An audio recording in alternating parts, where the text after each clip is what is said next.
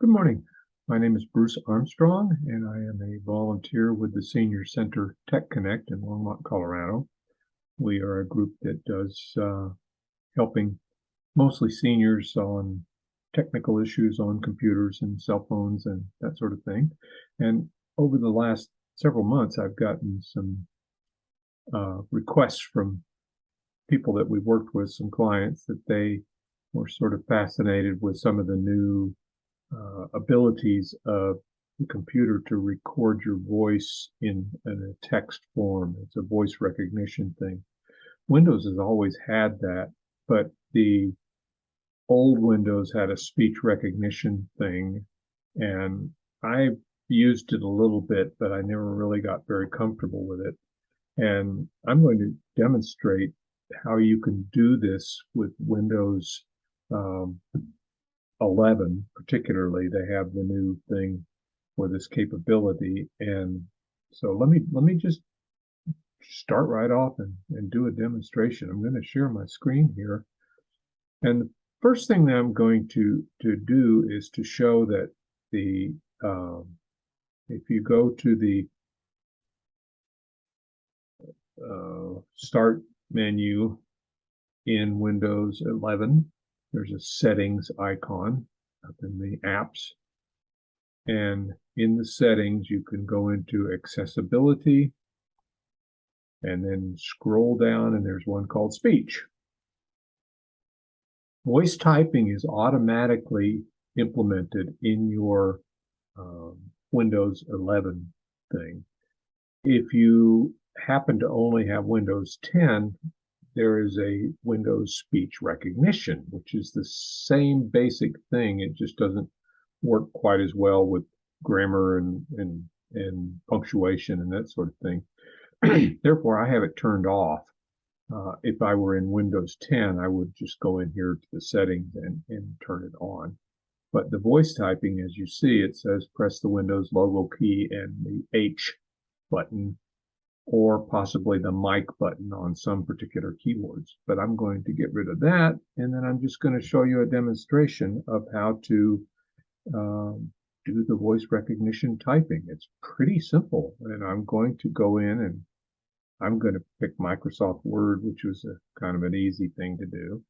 And I could start typing, but I'm going to get here in the page, and I'm hit the Windows key, which is on your keyboard, little for Windows thing, and the H button. And down at the bottom, you see that it says it's listening. I can talk. I can say whatever I want. I can say new paragraph. I can start typing again. I can say new line. I can do a lot of things to this. And then you can see at the bottom that the little, what do they call it, voice typing thing is still listening all the time. I can click on it and turn it off. But let's go to the settings, just so we can show you the limited amount of things you can change on this. The settings in that particular icon, I have auto punctuation turned on. This one up here says voice typing launcher. A lot of people turn that on, and that just means you can turn on the voice typing in any place where it's a text box. That could be a form you're filling out online for a reservation. It could be a tax form. It could be a spreadsheet. It could be a Word document, whatever you want. But I don't keep that turned on. So that's the settings in there. It pretty much understands any voice. So then you just click on settings again, and that goes off. And this thing stays on here until I decide to, I can turn it on and off. And one of the drawbacks of the Windows voice typing is that it does not allow an easy interchange between the document voice typing and if you want to go back and make a correction, or if you want to add a word that the voice typing doesn't understand or something like that, you have to kind of switch between the two. And I don't, I have a video, we have a video on the website that is another person that does really good videos on voice typing in Google Docs. And you can look that up if you want. Google Docs has a whole lot more voice commands that you can do for formatting and changing, and you can flip between what you're typing and the voice thing easily. So, but this is kind of the limitation of it. But let me demonstrate one thing here. This is, you know, I'm out of it right now. I happen to have recorded my own voice on my mobile device, my iPhone, and the iPhone has something called a voice memos, and I just said something. And this was a particular instance recently that was requested, is that if we have a meeting and you turn on your voice memos or your voice recorder on your device, you can record all of the audio in the meeting. Now I'm going to show you how to take this thing that I've recorded on my mobile device. It's a voice recording.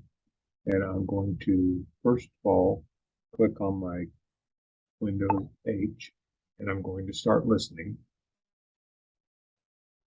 And then I'm going to give it a new line, and then I'm going to turn on the recording.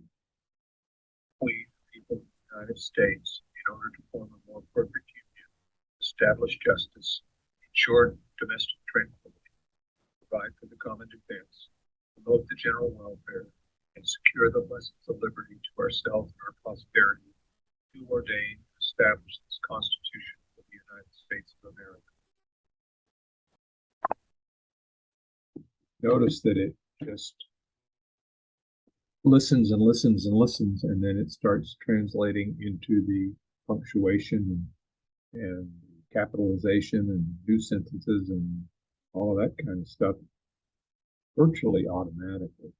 It's really well done. I will make one little warning on voice typing, and that's that we need to learn to enunciate clearly, because if we talk the way we normally do and use colloquialisms and slur our words and talk too fast or whatever the case may be, it's going to miss stuff.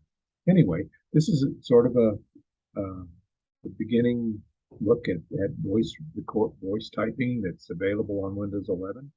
It is mostly available on Windows 10 if you use the voice recognition app in the settings.